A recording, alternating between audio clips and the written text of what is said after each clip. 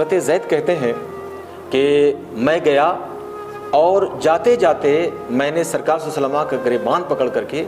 اور جھنجھوڑ دیا۔ بسم اللہ الرحمن الرحیم۔ السلام علیکم ورحمۃ اللہ تعالی وبرکاتہ۔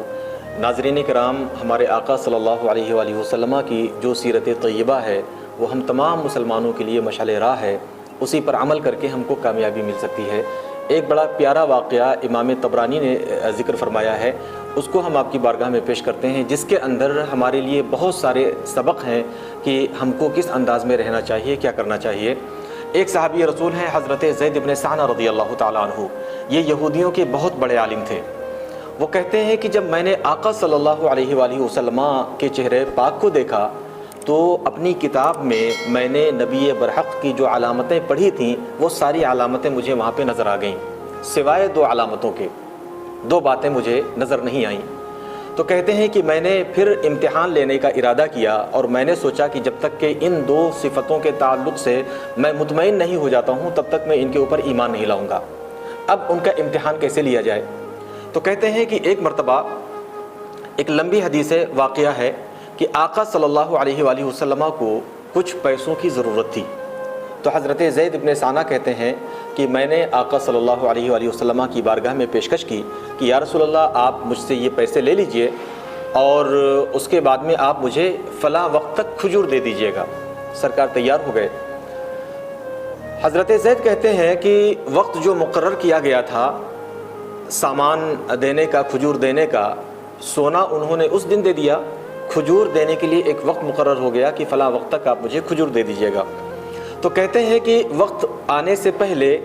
2 یا 3 دن پہلے میں سرکار کے پاس پہنچا۔ سرکار صلی اللہ علیہ وآلہ وسلم ایک انصاری صحابی کی نماز جنازہ پڑھا کر کے واپس ہوئے تھے اور اپنے اصحاب کے ساتھ ایک دیوار کے سائے میں بیٹھے تھے۔ حضرت زید کہتے ہیں کہ میں گیا اور جاتے جاتے میں نے سرکار صلی اللہ علیہ وسلم کا گریبان پکڑ کر کے اور جھنجھوڑ دیا، اور ہم نے کہا کہ اے محمد صلی اللہ علیہ وآلہ وسلم، میں آپ لوگوں کو جانتا ہوں، بنو عبد المطلب کو، کہ آپ لوگ لینے کو تو لے لیتے ہیں لیکن جب دینے کا وقت آتا ہے تب بڑی ٹالا مٹولی کرتے ہیں۔ اور انہوں نے کچھ جملے اس طرح کے آقا صلی اللہ علیہ وسلم کے لیے استعمال کیے۔ حضرت زید کہتے ہیں میری نظر عمر ساتھ میں تھے، عمر کے چہرے پہ پڑی تو عمر کی آنکھیں سرخ ہو رہی تھیں اور غصے سے عمر کی آنکھیں اپنے حلقے کے اندر گردش کر رہی تھیں۔ حضرت زید کہتے ہیں کہ عمر نے کہا یا عدو اللہ اتقول لرسول اللہ صلی اللہ علیہ وسلم ما اسمع، اے دشمن خدا کیا تو سرکار سے اس طرح کی باتیں کر رہا ہے جو میرے کان سن رہے ہیں، رسول اللہ سے اس طرح کی باتیں کر رہا ہے۔ حضرت زید کہتے ہیں کہ میں نے عمر کا غصہ دیکھا اور حضرت عمر نے یہ بھی کہا کہ قسم خدا کی اگر مجھے رسول اللہ کی ناراضگی کا خوف نہ ہوتا تو میں اپنی تلوار سے تیری گردن اڑا دیتا۔ اب حضرت زید کہتے ہیں کہ اس موقع پر ایک بڑی ہی خطرناک سچویشن تھی۔ ایک طرف سرکار کے گریبان کو پکڑ کر کے جھنجھوڑا گیا اور وہ بھی برسر راہ، کسی بند کمرے کے اندر نہیں۔ نماز جنازہ پڑھا کر کے واپس ہوئے، بہت سارے لوگ ساتھ میں تھے، ان کے درمیان سرکار بیٹھے تھے دیوار کے سائے میں، وہاں پہنچ کر کے انہوں نے یہ کیا۔ تو سرکار کا گریبان پکڑ کر کے جھنجھوڑا گیا، سرکار کو نازیبا کلمات کہے گئے، اس پہ سرکار فاروق اعظم کا یہ غصہ، بڑی ہی خطرناک سچویشن تھی۔ کہتے ہیں کہ میری نظر جو تھی وہ سرکار کے چہرے پر، کہ یہاں رسول اللہ کا ریئیکشن کیا ہوتا ہے، سرکار کا رد عمل کیا آتا ہے ایسے ماحول اور ایسے حالات میں۔ کہتے ہیں کہ سرکار نے حضرت عمر کی طرف دیکھا اور ارشاد فرمایا اے عمر، مجھے اور ان کو تمہارے غصے سے زیادہ تمہاری نصیحت کی ضرورت ہے۔ مجھے تم نصیحت کرو حسن ادا کی، کہ جب کسی سے ہم کوئی قرض کا معاملہ کریں تو اچھی طریقے سے ادا کر دیں، اور انہیں نصیحت کرو حسن طلب کی، کہ جب کسی سے مطالبہ کریں تو اس کی اصل پر حملہ نہ کریں، اس کا گریبان پکڑ کر نہ جھنجھوڑیں، بلکہ انسانیت اور شرافت کے دائرے میں رہ کر کے اس سے مطالبہ کریں۔ اس کے بعد اب حضرت زید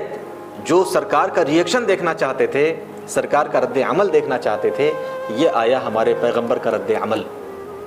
یہاں پہ میں 1 منٹ کے لیے تھوڑا سے رکنا چاہتا ہوں کہ اگر آج ہمارے سامنے کوئی ایسے معاملات درپیش ہو جائیں، برسر راہ کوئی اگر ہمارا گریبان پکڑ کر کے جھنجھوڑ دے، تو ایسی صورت میں ہمارا وہاں پہ ریئیکشن کیا ہوگا، ہمارا رد عمل کیا ہوگا؟ اگر ہم کسی کے تعلق سے اگر کچھ سنیں تو وہاں پہ ہمارا ریئیکشن اور رد عمل کیا ہوگا؟ اس کے بعد ہمارے پیغمبر صلی اللہ علیہ وآلہ وسلم نے ارشاد فرمایا، عمر ان کو لے جاؤ، ان کو اتنی کھجوریں ادا کرو جتنے کا معاہدہ ہوا تھا، اور ان کو 20 صاع اور زیادہ دو، کیونکہ تم نے ان کو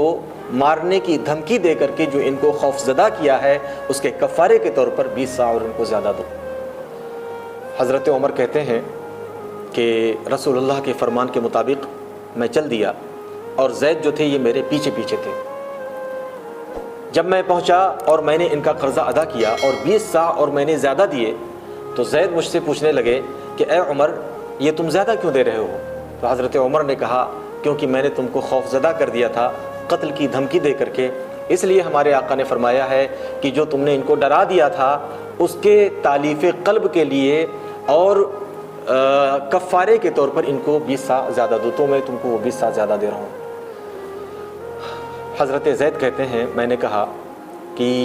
اے عمر کیا تم مجھے پہچانتے ہو؟ تو حضرت عمر نے کہا میں تجھے نہیں پہچانتا۔ انہوں نے کہا میں زید ہوں، زید ابن ثانہ۔ تو حضرت عمر کہتے ہیں میں نے کہا زید الحبر، وہ زید جو یہودیوں کا بہت بڑا عالم ہے؟ حضرت زید کہتے ہیں میں نے کہا نعم الحبر، ہاں وہی زید جو یہودیوں کے بہت بڑے عالم ہیں۔ اور اس کے بعد حضرت زید کہتے ہیں کہ میں نے عمر سے کہا کہ اے عمر میں نے رسول اللہ صلی اللہ علیہ وآلہ وسلم کے اندر جو نبوت کی علامتیں میں نے اپنی کتابوں میں پڑھی تھیں، جب میں نے ان کا چہرہ دیکھا تو میں نے وہ علامتیں ان کے اندر دیکھ لی تھیں۔ 2 علامتیں رہ گئی تھیں جن کے تعلق سے میں مطمئن نہیں ہو پایا تھا، تو ان 2 صفتوں کے تعلق سے میں مطمئن ہونا چاہتا تھا۔ وہ 2 صفتیں کیا تھیں؟ ایک صفت یہ تھی یسبق حلمہ غضبہ جہلہ، ایک یہ تھی کہ ان کی جو بردباری ہے، جو ان کا تحمل ہے، جو برداشت کا مادہ ہے، یہ ان کے غصے ان کے طیش پر سابق رہے گا، ان کے غصے پر ان کی بردباری حاوی رہے گی، غصہ ان کی بردباری نہیں آنے دے گی۔ اور دوسرا لا تزیدہ شدت الجہل علیہ الا حلما، کہ ان کی بارگاہ میں بدتمیزی جتنی بڑھتی جائے گی ان کا تحمل بھی اتنا ہی بڑھتا جائے گا۔ اور یہ جو 2 صفتیں تھیں یہ میں نے آج رسول اللہ کی بارگاہ میں دیکھ لی۔ میں نے یہ بھی دیکھ لیا کہ جب میں نے بدتمیزی کی تو ان کا جو تحمل تھا ان کو طیش نہیں آیا، ان کو غصہ نہیں آیا، انہوں نے خاموشی اختیار کی، ان کا جو تحمل اور بردباری تھی وہ ان کے اوپر حاوی تھا۔ اور اس کے بعد جب میں نے تیز و ترش کہا تو وہاں پر بھی آقا صلی اللہ علیہ وآلہ وسلم کی جو بردباری تھی اس میں کمی نہیں آئی، بلکہ مزید ان کی بردباری میں اضافہ ہوتا گیا، اور جہالت اور غصے سے انہوں نے کام نہیں لیا۔ پھر عرض کرتے ہیں کہ میں نے کہا اے عمر میں تم کو گواہ بناتا ہوں کہ میں اللہ کے رب ہونے پر، محمد صلی اللہ علیہ وسلم کے رسول ہونے پر اور مذہب اسلام کے دین برحق ہونے پر راضی ہوا، اور اے عمر میں تم کو گواہ بناتا ہوں کہ میں گواہی دیتا ہوں اللہ کے سوا کوئی معبود نہیں ہے، اور آقا محمد صلی اللہ علیہ وآلہ وسلم اللہ کے بندے اور اس کے رسول ہیں۔ تو یہاں پر حضرت زید ابن ثانہ رضی اللہ تعالیٰ عنہ جو تھے کلمہ پڑھ کر کے مسلمان ہو گئے، اور ان کے اسلام لانے کا جو سبب بنا وہ ہمارے آقا صلی اللہ علیہ وآلہ وسلم کو اللہ تبارک و تعالیٰ نے جو اخلاق عطا فرمایا تھا، جو تحمل اور بردباری عطا فرمائی تھی، آقا کی بردباری اور ان کے تحمل کو دیکھ کر کے اور ان کے برداشت کو دیکھ کر کے، اور ان کی بارگاہ میں اگر بے ادبی ہو رہی ہے تو اس بے ادبی پر ہمارے آقا کس قدر تحمل کا مظاہرہ فرما رہے ہیں، یہ دیکھ کر کے انہوں نے ایمان قبول کیا۔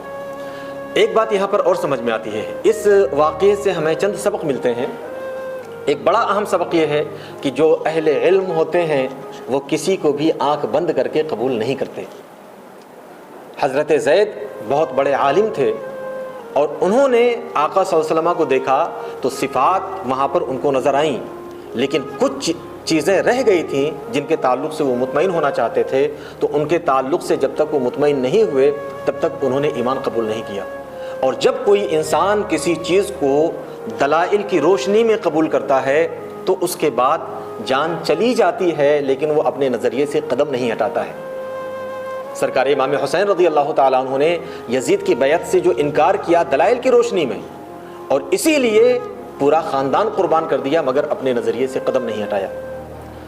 تو ہم بھی اگر کسی کو اللہ کا ولی مانتے ہیں، اللہ کا نیک بندہ مانتے ہیں، تو ہمیں بھی چاہیے کہ ہم صرف اس کا ظاہری آو بھاؤ دیکھ کر کے، اس کا ظاہری تام جھام دیکھ کر کے، اور اس کے تعلق سے لوگوں کی گفتگو سن کر کے، یا اس کے خاندانی بیک گراؤنڈ کو دیکھ کر کے نہیں، بلکہ جو معیار اللہ نے کتاب اللہ میں مقرر فرمایا ہے اس کی روشنی میں ہم اپنا نظریہ اور موقف قائم کریں، اور ہم اپنے فیصلے اس کی روشنی میں کریں۔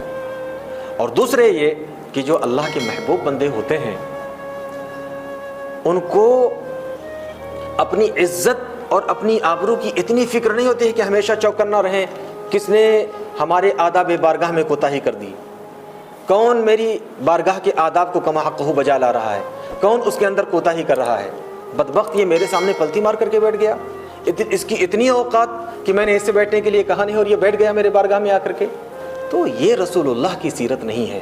ہمارے آقا کی سیرت یہ بتاتی ہے کہ وہ نہایت متواضع تھے، دیوار کے سائے میں اپنے صحابہ کے ساتھ بیٹھ گئے، اور وہاں پر ایک شخص نے آ کر کے گریبان پکڑ لیا، تیز و ترش الٹے سیدھے جملے بھی استعمال کر دیے، لیکن میرے آقا کا جو رد عمل تھا وہ ہمارے لیے قابل اتباع ہے، اور اس پر ہمیں اور آپ کو چلنے کی کوشش کرنی چاہیے کہ ہمارے آقا نے علم اور بردباری کا مظاہرہ کیا۔ اللہ تبارک و تعالی ہم سب کو اپنے محبوب کی سیرت و سنت پر عمل کرنے کی توفیق عطا فرمائے۔ السلام علیکم ورحمۃ اللہ وبرکاتہ۔